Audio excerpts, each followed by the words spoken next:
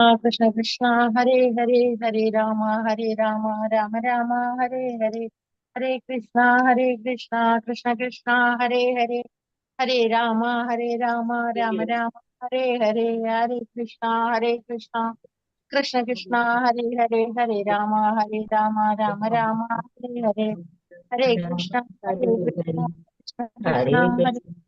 कृष्ण कृष्ण कृष्ण हरे कृष्ण राम राम हरे हरे हरे कृष्ण हरे कृष्ण कृष्ण हरे हरे हरे राम हरे कृष्ण कृष्ण कृष्ण हरे हरे हरे हरे राम हरे राम कृष्ण हरे हरे हरे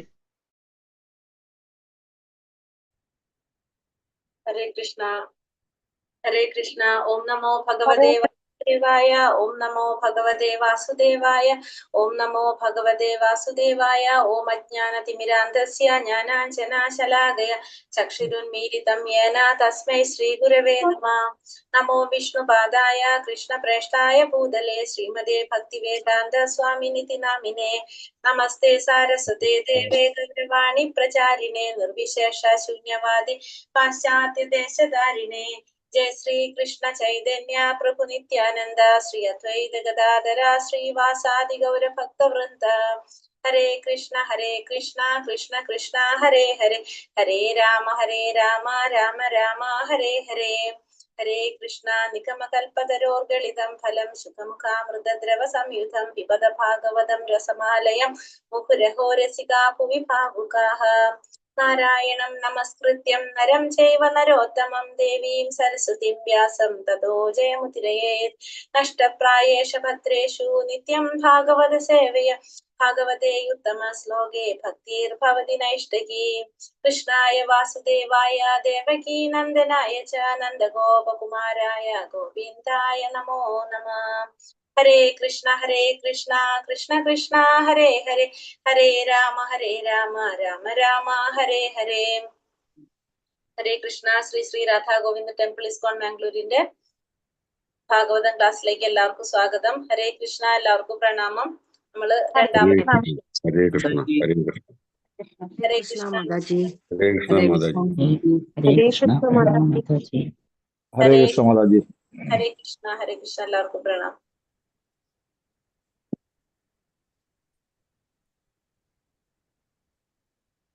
ഹരേ കൃഷ്ണ മാതാജി. ഹരേ കൃഷ്ണ हरे कृष्ण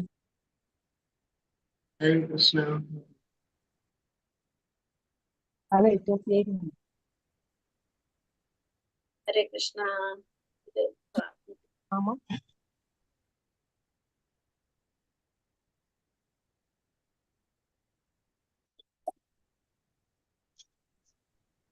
ഗ്രൂപ്പിൽ നല്ല PDF ഇട്ടുണ്ടല്ലോ അല്ലെ? ഉണ്ട് മാതാജി. മാതാജി ഹരേ കൃഷ്ണ.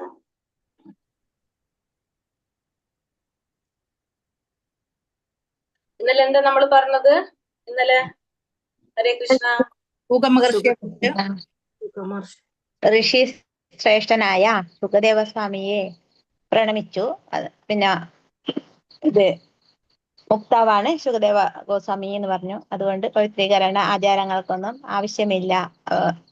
ഇത് സുധ ഗോസ്വാമിക്ക് അതെ, മുക്താത്മാവാണ്. മുക്താത്മാവാണ്. വർണ്ണാശ്രമ വ്യവസ്ഥകൾ ശീല ഗോസ്വാമി ജന്മനാ വൈഷ്ണവനാകയാൽ വർണ്ണാശ്രമ സ്ഥാപനങ്ങൾ നിയമാനുസൃതങ്ങൾക്കൊന്നും വിധേയനാകേണ്ട ആവശ്യമില്ല എന്ന് പറയുന്നു. ജന്മനാ തന്നെ മുക്താത്മാവായതുകൊണ്ട് ഒക്കെ വരുന്നുണ്ടോ?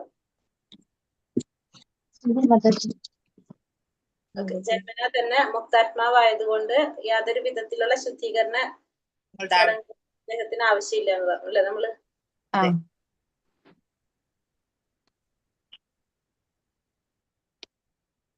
ഹരേ കൃഷ്ണ.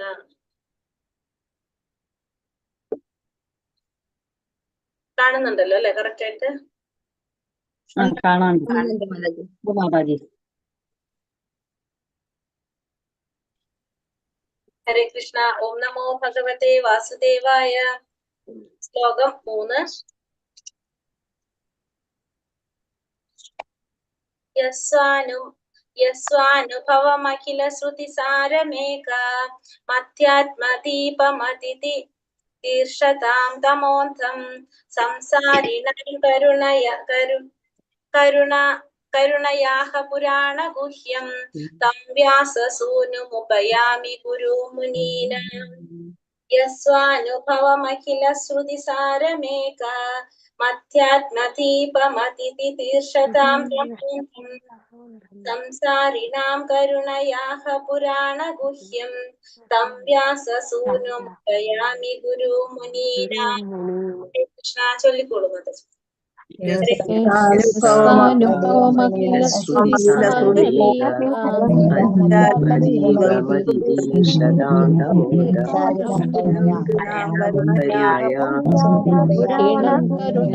വ്യാസസൂനമുപയാമി ഗുരുമുനീനാം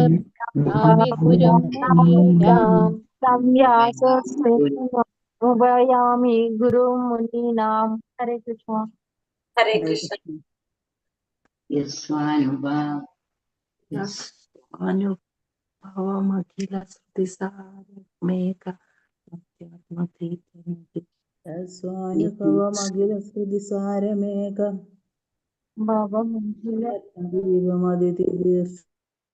ഹരേ കൃഷ്ണ. ആരോ അവൻ സ്വാനുഭവം സ്വന്തം അനുഭവത്തിലൂടെ അഖില ശ്രുതി വേദങ്ങൾ ഏക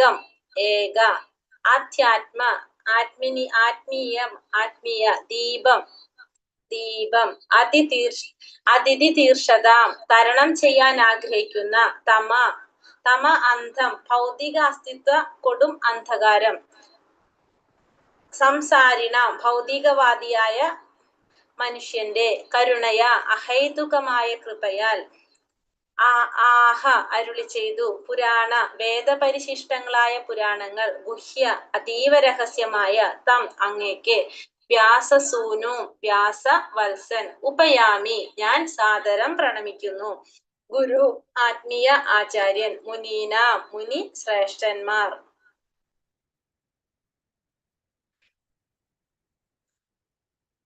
വിവർത്തനം നോക്കാം. വിവർത്തനം: ഭൗതികാസ്തിത്വത്തിന്റെ കൊടും തമോതലങ്ങളെ തരണം ചെയ്യാൻ യത്നിച്ചുകൊണ്ടിരിക്കുന്ന മൂഢ ഭൗതികവാദികൾക്ക് അഹൈതുകമായ അപാരകൃപയാൽ സ്വാനുഭവങ്ങളിലൂടെ സാംശീകരിച്ച വേദവിജ്ഞാന ഉത്തമാംശമായ ഈ അതീവ രഹസ്യ പരിശിഷ്ടം അരുളി ചെയ്ത വ്യാസദേവസൂതനും അഖില മുനിശ്രേഷ്ഠരുടെ ആത്മീയാചാര്യനുമായ ശുകദേവ ഗോസ്വാമിയെ ഞാൻ സാദരം പ്രണമിക്കുന്നു. ആരാണ് ഇവിടെ പ്രണമിക്കുന്നത്? സൂതഗോസ്വാമി അല്ലെ. കാരണം സൂതഗോസ്വാമിയോടാണ് ഋഷിമാർ എന്ത് ചെയ്തത്? സൂതഗോസ്വാമിക്ക് അവിടെ വ്യാസാസനം കൊടുത്ത് ഇരുത്തി. അപ്പൊ സൂതഗോസ്വാമിയോട് ചോദ്യങ്ങൾ ചോദിക്കുകയാണ് മുനിശ്രേഷ്ഠന്മാര്. അപ്പൊ ആദ്യം തന്നെ ആരെ അനുഗ്രഹം മേടിക്കുകയാണ്? ആരെ പ്രണമിക്കുകയാണ്? ശുകദേവ ഗോസ്വാമിയെ പ്രണമിക്കുകയാണ്. കാരണം സൂതഗോസ്വാമി എവിടെ നിന്നാണ് ഭാഗവതം ശ്രവിച്ചത്? സൂതഗോസ്വാമിയിൽ നിന്ന് അല്ലെ. ശുകദേവ ഗോസ്വാമിയിൽ നിന്ന്. പരീക്ഷിത് മഹാരാജാവിന് പറഞ്ഞു കൊടുക്കുമ്പോ ആരും അവിടെ ഉണ്ടായിരുന്നു? സൂതഗോസ്വാമിയും അവിടെ ഉണ്ടായിരുന്നു. തന്നെ നമ്മള് പറഞ്ഞു കൊടുക്കുന്നതിൽ മുന്നേ ആരുടെ അനുഗ്രഹം മേടിക്കാണ്? ഗുരുവിന്റെ. കാരണം ഒരു ഗുരുവിന്റെ കാരുണ്യം കൊണ്ട് മാത്രമേ നമുക്ക് അത് ശരിയായ രീതിയിൽ യഥാർത്ഥത്തില് പറഞ്ഞു മനസ്സിലാക്കാനായിട്ട് സാധിക്കുള്ളൂ. അപ്പൊ അതുകൊണ്ട് ആ ഗുരുവിനെ സാദരം പ്രണമിക്കാണ്. എങ്ങനെ പറയണത്? ഭൗതിക അസ്തിത്വത്തിന്റെ കൊടും തമോ തലങ്ങളെ തരണം ചെയ്യാൻ. അപ്പൊ ഈ ഭൗതികമായ അസ്തിത്വം, ഭൗതിക ലോകത്തിന്റെ അവസ്ഥ പറയണത് എങ്ങനെയാണ്? കൊടും തമോ തലങ്ങളെ തരണം ചെയ്യാൻ യത്നിച്ചു കൊണ്ടിരിക്കുന്ന മൂഢ ഭൗതികവാദികൾക്ക്, നമ്മുടെ ഈ ഭൗതിക ലോകത്തിലെ മൂഢ ഭൗതികവാദികൾക്ക് അഹൈതുകമായ അപാര കൃപയാൽ സ്വന്തം അനുഭവങ്ങളിലൂടെ സാംശീകരിച്ച വേദവിജ്ഞാന ഉത്തമാംശമായ ഈ അതീവ രഹസ്യ പരിശിഷ്ടം അരുളി ചെയ്ത വ്യാസദേവസൂതൻ, വ്യാസദേവന്റെ പുത്രനും പിന്നെ അഖില മുനിശ്രേഷ്ഠരുടെ ആത്മീയ ആചാര്യനുമായ ശുകദേവ ഗോസ്വാമിയെ ഞാൻ സാദരം പ്രണമിക്കുന്നു. അപ്പോ എന്തിനാണ് ഈ ശുകദേവ ഗോസ്വാമി നമുക്ക് ഈ ഭാഗവതം ശരിക്കും പറഞ്ഞു തന്നത്? പരീക്ഷിത് മഹാരാജാവിന് പറഞ്ഞു കൊടുത്തത് നമുക്ക് എല്ലാവർക്കും വേണ്ടിയിട്ട് തന്നെയാണ്. കാരണം എന്താണ്? നമ്മളറിയാം, ഈ ഭൗതിക ലോകം എന്ന് പറഞ്ഞത് എന്താണ്? തമോതലത്തിലെ ഏറ്റവും ഭൗതികാസ്ത്രത്തിന്റെ കൊടും തമോതലങ്ങളാണ്. എന്ന് പറയുന്നത്. അത്രയും എന്താ പറയാ, നമ്മൾ പറഞ്ഞു ഭാഗവത്ഗീതയിൽ പറയുന്നുണ്ടല്ലേ, അത് ദുഃഖാലയമാണ്, ഭൗതിക ലോകം ദുഃഖാലയമാണെന്നാ പറയുന്നത്. അത്രയും ദുഃഖം നിറഞ്ഞിട്ടുള്ള ഈ ഭൗതിക ലോകത്തിൽ നിന്ന് എല്ലാവരും എന്താണ് രക്ഷപ്പെടുത്താനായിട്ട്, അതിൽ നിന്ന് കരകയറ്റാൻ വേണ്ടിയിട്ടാണ് ശരിക്കും നമുക്ക് ഈ ഭാഗവതം നമുക്ക് കിട്ടുന്നത്. ഭാഗവതം ശുകദേവ ഗോസ്വാമി പറഞ്ഞു കൊടുക്കുന്നത്, പരീക്ഷിത് മഹാരാജാവിന് പറഞ്ഞു കൊടുക്കുന്നതിലൂടെയാണ് നമുക്കിത് കേൾക്കാനുള്ള അവസരം കിട്ടിയത്. അതല്ലെങ്കിൽ നമുക്കിത് അറിയുന്നില്ല. കാരണം നമുക്കറിയാം കലിയുഗത്തിലെ ജനങ്ങളൊക്കെ എങ്ങനെയുള്ളവരാണെന്ന് പറഞ്ഞു, നമുക്ക് ഓർമ്മയില്ല, പിന്നെ നമുക്ക് അത്ര ബുദ്ധിയില്ല, അതിനു അലസതയുള്ളവര് ാണ് നമ്മൾ കണ്ടു. അതൊക്കെ നമുക്ക് മനസ്സിലായിട്ടുണ്ട്. അപ്പോ അതിനു മുന്നേ ഈ ഭാഗവതം എങ്ങനെയായിരുന്നു? ഭാഗവതം ഒരു ഗ്രന്ഥരൂപത്തിലല്ലായിരുന്നു അല്ലെ, അല്ലാതെ നമുക്കറിയാം ഇത് മുഴുവനും പണ്ടും ഉണ്ടായിരുന്നു. പക്ഷെ അന്നത്തെ കാലത്ത് എങ്ങനെയാണ്, അന്നത്തുള്ളവർക്ക് ബുദ്ധിയുണ്ട്, ഓർമ്മയുണ്ട്, അവർക്കൊക്കെ മനസ്സിലാക്കാനുള്ള കഴിവുണ്ട്. അതുകൊണ്ട് അതൊക്കെ വാമൊഴിയായിട്ടാണ് പറഞ്ഞു കൊടുത്തിട്ടുണ്ടായിരുന്നത്. അവർക്കൊക്കെ അതേപടി തന്നെ മനസ്സിൽ ഗ്രഹിക്കാനുള്ള ഒരു കഴിവുണ്ടായിരുന്നു. പക്ഷെ നമ്മൾക്ക് അങ്ങനെയല്ല, നമുക്ക് ഇന്ന് കേട്ടത് പിന്നെ നമുക്ക് ഓർമ്മയുണ്ടാവില്ല. അതുകൊണ്ടാണ് അതിനൊക്കെ എന്ത് വന്നത്, ഗ്രന്ഥരൂപത്തില് വരാനായിട്ട് കാരണം കലിയുഗത്തിലെ ജനങ്ങളുടെ ഒരു സ്വഭാവത്തിന്റെ അടിസ്ഥാനത്തിൽ നമുക്ക് എങ്ങനെയാണോ വേണ്ടത് ആ രീതിയിൽ നമുക്കത് കിട്ടാണ് ചെയ്തത്. അങ്ങനെ ഉള്ള ശുകദേവ ഗോസ്വാമിയെ ഞാൻ സാദരം പ്രണമിക്കുന്നെന്ന് സൂത ഗോസ്വാമി പറയാണ്. ഈ ശ്ലോകത്തിൽ ശ്രീല സൂത ഗോസ്വാമി ശ്രീമദ് ഭാഗവതത്തിലെ സമ്പൂർണ്ണ അവതാരങ്ങളെയും പ്രായോഗികമായി സംഗ്രഹിച്ചിരിക്കുന്നു. വേദാന്ത സൂത്രങ്ങളുടെ സ്വാഭാവികമായ അനുബന്ധ വ്യാഖ്യാനമാണ് ശ്രീമദ് ഭാഗവതം. വേദവിജ്ഞാനത്തിന്റെ ഉത്തമാംശമായ ഉത്തമ അംശത്തെ ഉന്നം വെച്ചുകൊണ്ട് വ്യാസദേവനാൽ രചിക്കപ്പെട്ടതാകുന്നു വേദാന്ത സൂത്രങ്ങൾ അഥവാ ബ്രഹ്മസൂത്രങ്ങൾ. ഈ ഉത്തമ അംശത്തിന്റെ സ്വാഭാവിക വ്യാഖ്യാനമാണ് ശ്രീമദ് ഭാഗവതം. വേദാന്ത സൂത്രത്തെ പരിപൂർണമായി സാക്ഷാത്കരിച്ച ആചാര്യനായിരുന്നു ശ്രീല ശുകദേവ ഗോസ്വാമി. തൽഫലമായി അദ്ദേഹം ശ്രീമദ് ഭാഗവതത്തെ സ്വയം സാക്ഷാത്കരിച്ചു. അജ്ഞതയെ പൂർണ്ണമായും തരണം ചെയ്യാൻ ആഗ്രഹിക്കുന്ന സംഭ്രാന്തരായ ഭൗതികവാദികൾക്കും മേലുള്ള അദ്ദേഹത്തിന്റെ അഹേതുകമായ കാരുണ്യം പ്രകടിപ്പിക്കാനാണ് ഈ അതീവ രഹസ്യജ്ഞാനം ശ്രീല ശുകദേവ ഗോസ്വാമി ആദ്യമായി വിശദീകരിച്ചത്. ഇപ്പൊ നമ്മളിപ്പോ പറഞ്ഞത് ഈ ശ്ലോകത്തില് ശ്രീല സൂത ഗോസ്വാമി ശ്രീമദ് ഭാഗവതത്തിലെ സമ്പൂർണ്ണ അവതരണങ്ങളെയും പ്രായോഗികമായി സംഗ്രഹിച്ചിട്ടുണ്ട് എന്ന് പറയാണ്. ഈ ശ്ലോകത്തിൽ എങ്ങനെയാണ് വേദാന്ത സൂത്രങ്ങളുടെ സ്വാഭാവികമായ അനുബന്ധ വ്യാഖ്യാനമാണ് എന്ത് ശ്രീമദ് ഭാഗവതം എന്ന് പറയുന്നത്. വേദാന്ത സൂത്രങ്ങളുടെ സ്വാഭാവികമായിട്ടുള്ള ഒരു അനുബന്ധ വ്യാഖ്യാനമാണ്. നമ്മൾ ഫസ്റ്റിൽ കണ്ടിട്ടുണ്ടായിരുന്നത് വേദാന്ത വിജ്ഞാനത്തിന്റെ ഉത്തമ അംശത്തെ ഉന്നം വെച്ചുകൊണ്ട് വ്യാസദേവനാൽ രചിക്കപ്പെട്ടതാകുന്നു വേദാന്ത സൂത്രങ്ങൾ അഥവാ ബ്രഹ്മസൂത്രങ്ങൾ. നമുക്കറിയാം വേദവിജ്ഞാനത്തിന്റെ ഉത്തമമായിട്ടുള്ള അതിലെ വേദത്തിലെ മെയിൻ ആയിട്ടുള്ള പോയിന്റുകൾ എടുത്തിട്ട് അത് നമ്മളതിന് പറഞ്ഞു. വേദാന്ത സൂത്രം എന്ന് പറയുന്നത് തന്നെ എന്താന്ന് പറഞ്ഞു, നമ്മള് അതിനെ ക്യാപ്സ്യൂൾ രൂപത്തിൽ തരാണ് ചെയ്യുന്നത്. അപ്പൊ ഇത് വേദങ്ങൾ മുഴുവനും മനസ്സിലാക്കേണ്ട ആവശ്യമില്ല. നമുക്ക് ഈ ഭാഗവതം തന്നെ മനസ്സിലാക്കി കഴിഞ്ഞാൽ നമുക്ക് എല്ലാതും നന്നായിട്ട് മനസ്സിലാക്കാനായിട്ട് സാധിക്കും. അപ്പൊ വേദാന്ത സൂത്രത്തെ പരിപൂർണമായി സാക്ഷാത്കരിച്ച ആചാര്യനായിരുന്നു ആര്യ ശ്രീല ശുകദേവ ഗോസ്വാമി. തൽഫലമായി അദ്ദേഹം ശ്രീമദ് ഭാഗവതത്തെ സ്വയം സാക്ഷാത്കരിച്ചു. അപ്പൊ വേദാന്ത സൂത്രം പരിപൂർണമായിട്ട് സാക്ഷാത്കരിച്ച ആചാര്യൻ എന്ത് ചെയ്തു, ഈ ശ്രീമദ് ഭാഗവതത്തെ സ്വയം സാക്ഷാത്കരിച്ച് അതിൽ നമുക്കത് എങ്ങനെയാക്കി തന്നു, ക്യാപ്സ്യൂൾ രൂപത്തില് ആ വേദാന്ത സൂത്രങ്ങളെ നമുക്ക് ഇതില് ഉൾപ്പെടുത്തി തന്നു. നമുക്കറിയാം ശ്രീമദ് ഭാഗവതം എന്ന് പറയുന്നത് എന്ത് പറഞ്ഞു, വേദാന്ത സൂത്രത്തിന്റെ ഒരു എന്താ പറയാ, അതിന് ഒരു ക്യാപ്സ്യൂൾ രൂപത്തില് ഫുള്ള് ഇതിൽ എന്തിൽ പറഞ്ഞിട്ടുണ്ട്, ഈ ഭാഗവതത്തില് പറഞ്ഞിട്ടുണ്ട് എന്നുള്ളത് നമ്മള് ഒന്നാമത്തെ അധ്യായത്തിലോ അവതാരികയിലോ നമ്മളത് കണ്ടിട്ടുണ്ടായിരുന്നു അല്ലെ. അങ്ങനെ അജ്ഞതയെ പൂർണ്ണമായും തരണം ചെയ്യാൻ ആഗ്രഹിക്കുന്ന സംഭ്രാന്തരായ ഭൗതികവാദികൾക്കു മേലുള്ള അദ്ദേഹത്തിന്റെ അഹേതുക കാരുണ്യം പ്രകടിപ്പിക്കാനാണ് ഈ അതീവ രഹസ്യജ്ഞാനം ശ്രീല ശുകദേവ ഗോസ്വാമി ആദ്യമായി വിശദീകരിച്ചത്. അപ്പൊ എന്തിനാണ് ശ്രീല ശുകദേവ ഗോസ്വാമി ഇത് വിശദീകരിച്ചു തന്നത്? ഈ അജ്ഞതയിൽ നിന്ന്, ഈ അന്ധകാരത്തിൽ നിന്ന്, എവിടെ നിന്നാണ് അപ്പൊ ഈ ഭൗതിക ലോകം, അന്ധകാരം നിറഞ്ഞ ഈ ഭൗതിക ലോകത്തിൽ നിന്ന് പൂർണ്ണമായിട്ടും തരണം ചെയ്യാൻ ആഗ്രഹിക്കുന്ന ഭൗതികവാദികൾക്ക് അദ്ദേഹത്തിന്റെ അഹേതുകമായിട്ടുള്ള കാരുണ്യം പ്രകടിപ്പിക്കാനാണ് ശുകദേവ ഗോസ്വാമി ആദ്യമായിട്ട് ഈ രഹസ്യജ്ഞാനം വിശദീകരിച്ചത്.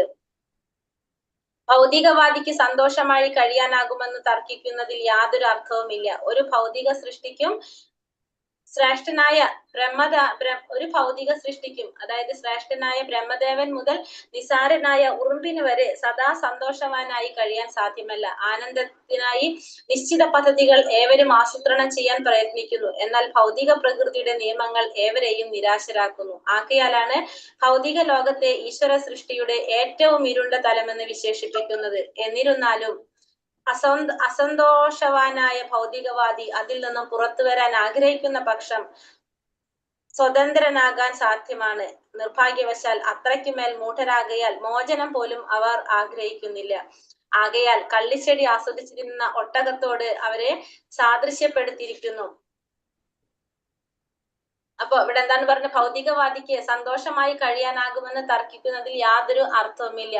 ഒരു ഭൗതിക സൃഷ്ടിക്കും ശ്രേഷ്ഠനായ ബ്രഹ്മദേവൻ മുതൽ നിസാരനായ ഉറുമ്പിന് വരെ സദാ സന്തോഷവാനായി കഴിയാൻ സാധ്യമല്ല. ആനന്ദത്തിനായി നിശ്ചിത പദ്ധതികൾ ഏവരും ആസൂത്രണം ചെയ്യാൻ പ്രയത്നിക്കുന്നു.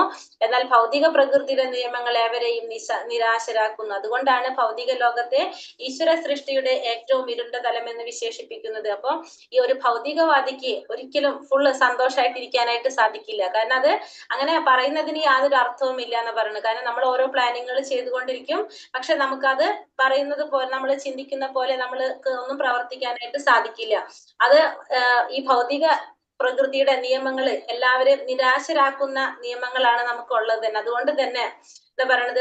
ഭൗതിക ലോകത്തെ ഇരുണ്ട തലം എന്നാണ് വിശേഷിപ്പിക്കുന്നത്. നമ്മൾ ഈ ഭൗതിക ലോകത്ത് നമുക്ക് സുഖമായിട്ട് സന്തോഷമായിട്ട് ജീവിക്കാനായിട്ട് നമ്മൾ ചിന്തിക്കുകയാണല്ലേ, നമ്മൾ ഓരോരോ യന്ത്രങ്ങൾ കണ്ടുപിടിക്കുന്നു നമ്മളുടെ സൗകര്യത്തിന്. നമ്മൾ എത്രയോ സന്തോഷമായിട്ടും സുഖമായിട്ടും ഇരിക്കാൻ ആഗ്രഹിക്കുന്നു. അതിനനുസരിച്ച് നമ്മൾ ഓരോരോ കണ്ടുപിടുത്തങ്ങൾ, ഇപ്പൊ നമ്മള് ജോലി ഭാരം കുറയ്ക്കാനായിട്ട് നമ്മൾ കിച്ചണിൽ തന്നെ, നമ്മളിപ്പോ ലേഡീസ് പറയുകയാണെങ്കിൽ കിച്ചണിൽ തന്നെ നമ്മൾ എന്തൊക്കെ സംഭവങ്ങൾ, ഇപ്പൊ വാഷിംഗ് മെഷീൻ ഉണ്ട്, ഡിഷ് വാഷർ ഉണ്ട്, അങ്ങനെ കുറെ സംഭവങ്ങൾ നമ്മൾ കണ്ടുപിടിച്ച് നമ്മൾ അതൊക്കെ ഉപയോഗിക്കുമ്പോൾ നമുക്ക് തോന്നാണ് എന്ത്, നമ്മൾ സുഖമാവണം, നമുക്ക് ഭയങ്കര സന്തോഷമായിട്ട് നമുക്ക് ജീവിക്കാൻ സാധിക്കും അല്ലെ. അതിനും കുറെ പ്രശ്നങ്ങൾ നമുക്ക് ഉണ്ടാകുന്നുണ്ട്. പക്ഷെ നമ്മളെ ധാരണ എന്താണ്? നമ്മൾ ഈ ചെയ്യുന്നതനുസരിച്ച് നമുക്ക് സുഖങ്ങൾ കൂടിക്കൊണ്ടിരിക്കുന്നു. പക്ഷെ സത്യത്തിൽ എന്താണ് ഈ ഭൗതിക ലോകം എന്ന് പറയുന്നത്? എങ്ങനെ ഇരുണ്ട തലമാണെന്ന് പറയുന്നത്. നമ്മൾ ചിന്തിക്കുകയാണ് നമുക്ക് സുഖാണെന്ന്. കാരണം എന്തുകൊണ്ട്? നമുക്ക് യഥാർത്ഥ സുഖത്തെ കുറിച്ച് അറിയാത്തത് കൊണ്ട്, നമ്മൾ അജ്ഞരായതുകൊണ്ട് നമ്മൾ ചിന്തിക്കുന്ന എന്താണ്?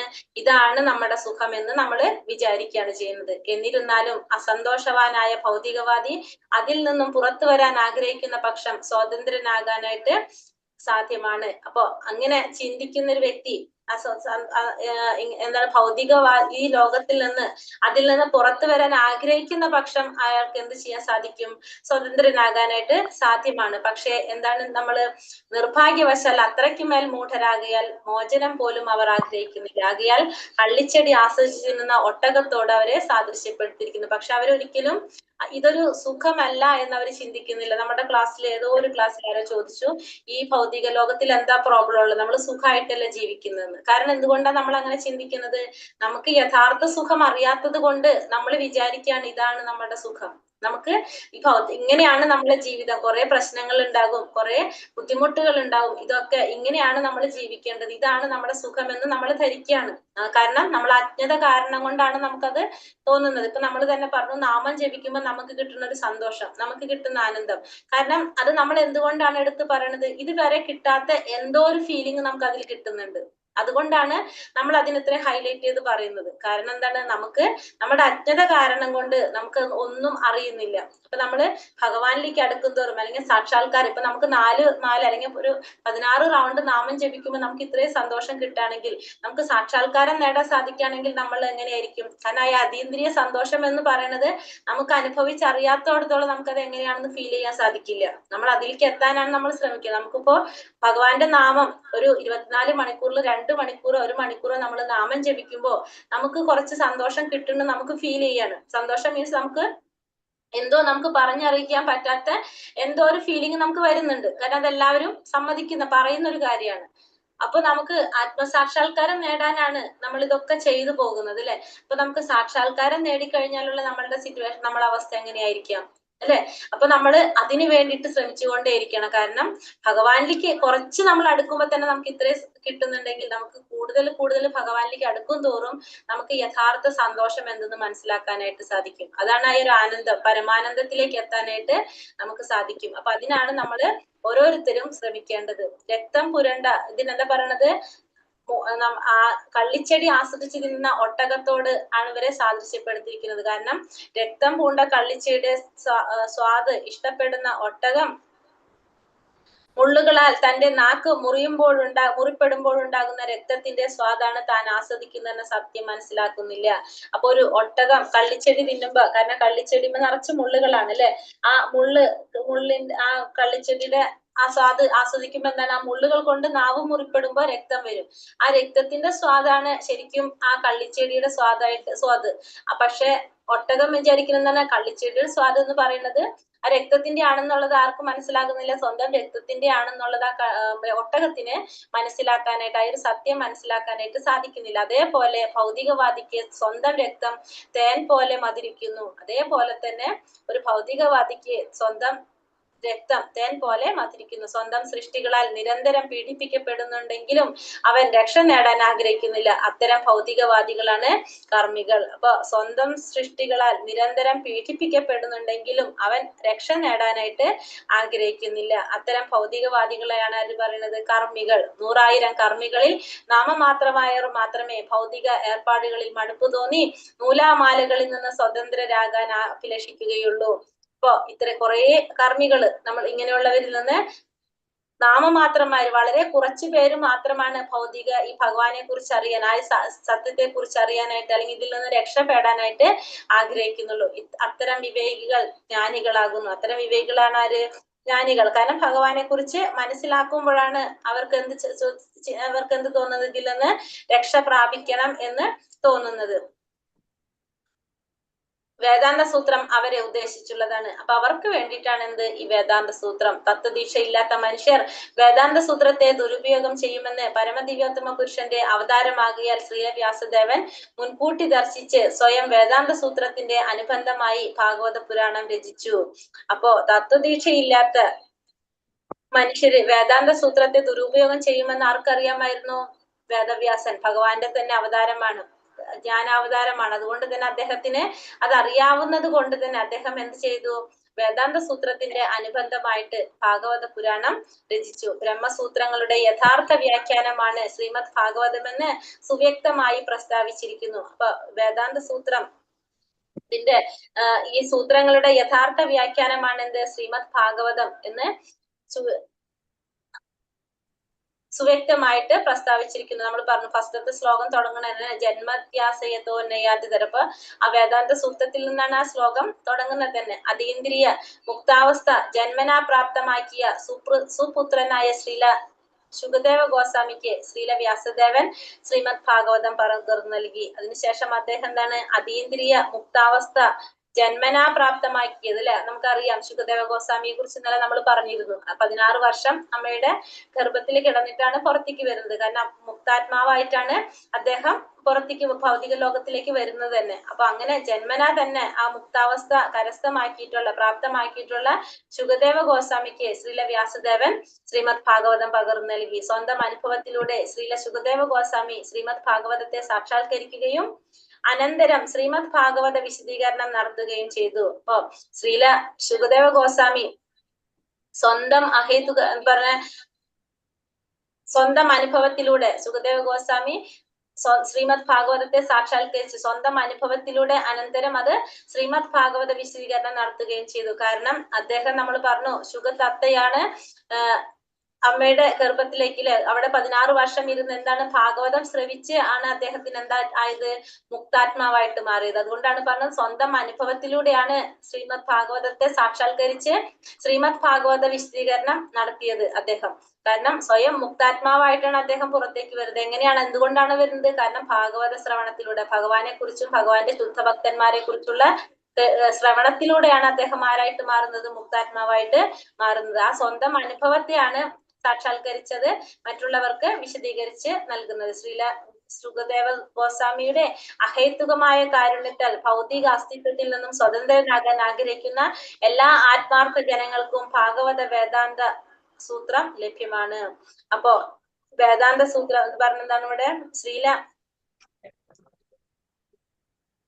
ശ്രീല സുഖദേവ ഗോസ്വാമിയുടെ അഹൈതുകമായ കാരുണ്യത്താൽ ഭൗതിക അസ്തിത്വത്തിൽ നിന്നും സ്വതന്ത്രരാകാൻ ആഗ്രഹിക്കുന്ന എല്ലാ ആത്മാർത്ഥ ജനങ്ങൾക്കും ഭാഗവത വേദാന്ത സൂത്രം ലഭ്യമാണ്. വേദാന്ത സൂത്രത്തിന്റെ അപ്രതിമമായ വ്യാഖ്യാനമാണ് ശ്രീമദ് ഭാഗവതം. വേദാന്ത സൂത്രത്തിന്റെ സ്വാഭാവികമായ വ്യാഖ്യാനത്തെ അധികരിക്കാൻ അത്യന്തം പ്രയാസമാണെന്ന് മനസ്സിലാക്കിയതിനാലാണ് ശ്രീപാദ ശങ്കരാചാര്യർ മനഃപൂർവ്വം ശ്രീമദ് ഭാഗവതത്തെ സ്പർശിക്കാത്തത്.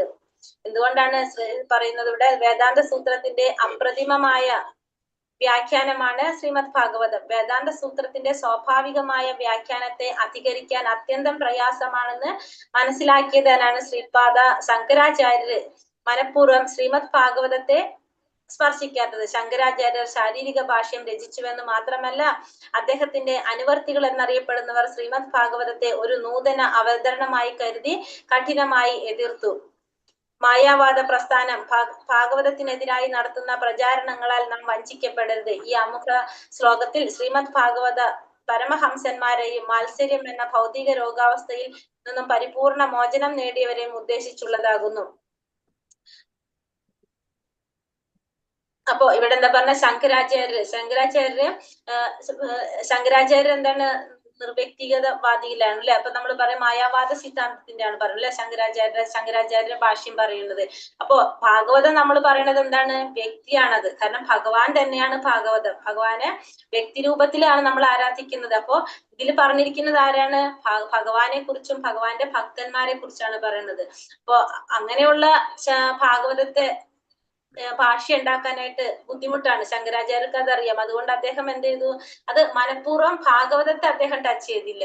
മറ്റുള്ളതിനൊക്കെ എന്താണ് ശങ്കരാചാര്യരുടെ ഭാഷ്യം രചിച്ചെങ്കിലും ഭാഗവതത്തെ അദ്ദേഹം ടച്ച് ചെയ്തിട്ടില്ല. പക്ഷെ അദ്ദേഹത്തിന്റെ അനുവർത്തികൾ എന്നറിയപ്പെടുന്നവർ ശ്രീമദ് ഭാഗവതത്തെ ഒരു നൂതന അവതരണമായി കരുതി കഠിനമായി എതിർത്തു. മായാവാദ പ്രസ്ഥാനം ഭാഗവതത്തിനെതിരായി നടത്തുന്ന പ്രചാരണങ്ങളിൽ നാം വഞ്ചിക്കപ്പെടരുത്. ഈ ആമുഖ ശ്ലോകത്തിൽ ശ്രീമദ് ഭാഗവതം പരമഹംസന്മാരെയും മാത്സര്യം എന്ന ഭൗതിക രോഗാവസ്ഥയിൽ നിന്നും പരിപൂർണ മോചനം നേടിയവരെയും ഉദ്ദേശിച്ചുള്ളതാകുന്നു. ഇപ്പൊ ശ്രീമദ് ഭാഗവതം ഈ ആമുഖ ശ്ലോകത്തില് ശ്രീമദ് ഭാഗവതം എന്ന് പറയുന്നത് ആരാണ്? പരമഹംസന്മാർക്ക്. പരമഹംസന്മാർ എന്ന് വെച്ചിട്ടുണ്ടെങ്കിൽ ആ ടോപ്പ് മോസ്റ്റിൽ നിൽക്കുന്ന ഒരു എന്താ പറയുക സന്യാസിമാരില് ടോപ്പ് നിൽക്കണം. അപ്പൊ അങ്ങനത്തുള്ള വ്യക്തികൾക്കും പിന്നെ മാത്സര്യം എന്ന ഭൗതിക രോഗാവസ്ഥയിൽ നിന്നും പരിപൂർണ മോചനം നേടിയവര്. നമ്മള് ഒരിക്കലും നമുക്ക് ഉണ്ടാവാൻ പാടില്ലാത്തൊരു ബുദ്ധിയാണ് അല്ലെ, മാത്സര്യ ബുദ്ധി.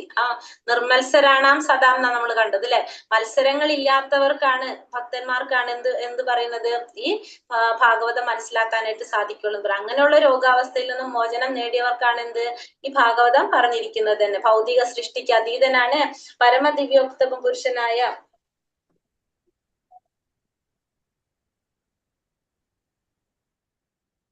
നാരായണ ഭഗവാൻ എന്ന് ശ്രീ ശങ്കരാചാര്യർ തന്നെ സമ്മതിച്ചിട്ടുണ്ടെങ്കിലും മായാവാദി സന്യാസിമാർ പരമദിവ്യോത്തമ പുരുഷനോട് അസൂയുള്ളവരാണ്.